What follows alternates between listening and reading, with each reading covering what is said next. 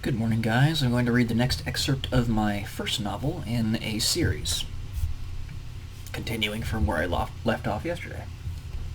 "We no time, sir. We need go," the other hulking man to his left said, grabbing the president's arm, shaking it with great urgency, attempting to ruffle him out of his stupor. "We need run." His eyes popped out in urgency to Ellen. The man slammed open the door to the room, causing the dim light suspended above the table to tremble even more. "We get you out." Deliberately, as if rehearsed multiple times, the two men cleared the corners of the hallway before exiting the room, with discipline that far outstripped what their very small minds warranted. Alan thought to himself. Watching them moving about, he guessed that they were no more intelligent than an average man, had both their IQs been combined. Yet their actions were clear. Were they fueled by something greater than simple training and tactics? "Sir, it's clear," said one of them, as he motioned Alan forward. Alan ran toward them, hunched over in a defensive stance. The hallway was dark, deriving a surprising silence, ringing through Alan's ear as if a rancorous sneer at him in lieu of what had just occurred.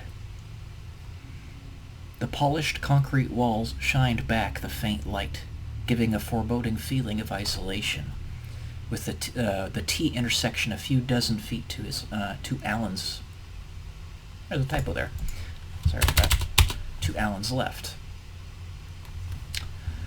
All the Secret Service men had gone, and Wesley was nowhere to be found. The hallway eerily quiet and destitute. The two large men stood on either side of Alan, backs facing him, guns pointed into the empty space, prepared to attack at the slightest sign of aggression from their surroundings. "Sir, follow, please," one of them said as he nudged Alan forward in an authoritative manner, breaking out into a silent gallop toward the T intersection. Alan noticed an object on the ground. It was shining brightly in the dimly lit hallway with its tiny screen. Alan recognized it as none other than Wesley's pager, one that he carried with himself at all times. A large, clunky piece of hardware that barely fit into a briefcase.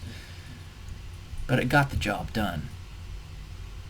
As the group of them dashed past it, Alan's newfound security detail clearing every corner as they continued to sprint out of the building, he swooped down and picked it up, attempting to read the large text written about the screen. Now, I just discovered an inconsistency with my story. So, prior to this point, all cell phones and stuff like that, high-level technology, it should be far less advanced. So I need to fix that. You're getting the inside scoop. "You have only moments, Alan. Get out. Run as fast as you can," in all caps. It was not a text message sent to Wesley. It was static. A note that could have been written by anyone other than Wesley himself. Could not have been. What was going on? Alan's mind was racing faster than his body was running. Desperate hope bursting through his veins. Was there a chance? His terror turned to unadulterated determination as his sprint turned into an unstoppable lunge. In the distance, no more than a few hundred feet down the hallway, a bright light that could only be that of the sun, shining as an unstoppable force through the vaulting windows, piercing the veil of this abyss he had so often crawled into. He was not familiar with any part of the building other than the room he had just entered, the hallway he had always been escorted down. This appeared to be another exit to some separate part of the building.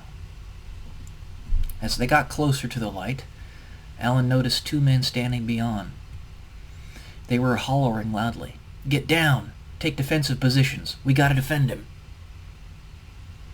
Gunfire resonated through the empty chasm, amplified by the polished walls. He entered the opening, large windows surrounding him in every direction, perhaps 10 feet off the ground level.